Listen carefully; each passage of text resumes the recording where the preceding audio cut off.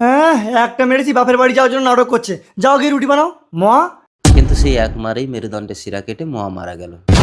ও মা, এ তো মরে গেছে। শাশুড়ি ফোন করেছে, এবার আমি কি বলবো? কি গো, তো বড় মেয়ে আসার কথা ছিল, সে তো ফোনই তুলছে না। আচ্ছা দাঁড়াও, আমার ফোন থেকে ফোন করছি। এবার শ্বশুর মশাই ফোন করেছে। হ্যালো। কে জামাই? হ্যাঁ, মহাকে একটু দাও তো। ও আপনাদের সঙ্গে কথা বলবে না। ও বলছে আপনাদের সঙ্গে কোনো সম্পর্কই রাখবে না। কি এত বড় কথা? কেন? আপনি আমাকে একটা 4 চাকা গাড়ি দেবেন বলেছিলেন না, তাই। কি আমাদের থেকে 4 চাকার গাড়িটা ওর কাছে বেশি মূল্যবান? ঠিক আছে, আমি একটা গাড়ি কিনে পাঠিয়ে দিচ্ছি, তবে ওকে বলে দিও আজ থেকে ওর সাথে আমাদের আর কোনো সম্পর্ক থাকবে না। হয়েছে গো, কিচ্ছু না, তুমি মনে করো আজ থেকে তোমার বড় মেয়ে নেই, আজ থেকে কোনো ফোন করবে না, ওর সাথে আমাদের কোনো সম্পর্ক নেই, ঠিক আছে? উফ, বেঁচে গেলাম। কিন্তু এবার আমি এই বডিটাকে কি করব? মোয়াদি, এই সেরেছে, আমার শালি এসছে। কাকে ভালোবাসেন, সুন্দরী মেয়েটাকে না কলিজার বাবাকে? যারা যারা কলিজার বাবাকে ভালোবাসেন তারা এক্ষুনি চ্যানেলটা সাবস্ক্রাইব করে একটা শেয়ার করে দিবে আর কমেন্টে লিখে যাবে আই লাভ বাবা। আর যারা বাবাকে ছাড়া সুন্দরী মেয়েটাকে ভালোবাসে তাদের এগুলো কিছুই করতে হবে না। আরে মুরগি, কি ব্যাপার শালি? যাইবো একসাথে বাবার বাড়ি যাবো, দিদিকে ফোন করছি, ফোন তুলছে না কেন? কারণ ও আর তোমাদের সঙ্গে সম্পর্ক রাখতে চায় না। যা, ওর কথা বাদে উঠে এসো। এত বড় কথা, মানুষের চামড়া যদি আমার গায়ে থেকে, তোমার বাড়ি আর আমি কোনোদিন আসবো না। উফ, বাবা খুব বাচ্চা বেঁচে গেছে। কিন্তু এই বডি আমি কি করব? একে তো পোড়াতেও পারবো না, পুঁততেও পারবো না। রেখে দিলে তো গন্ধ হবে।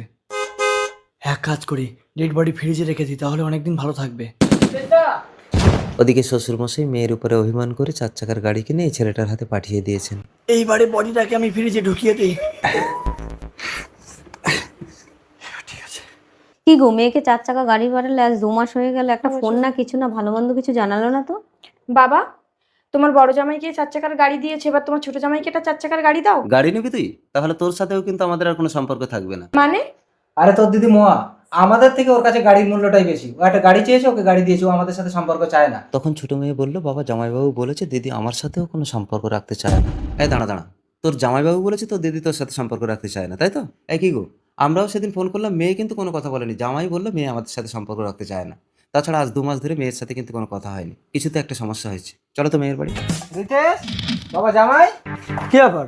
আপনারা, আমার স্ত্রী তো বলেছে আপনাদের সঙ্গে সম্পর্ক রাখবে না, তবু আপনার নীলরজ্জের মতো এখানে চলে আসছেন। আরে একটা অবুঝ সন্তান পিতামাতাকে বলতেই পারে অনেক কথা, কিন্তু পিতামাতা হয়ে ওসব মনে করলে হয় না। মেয়ে কোথায়?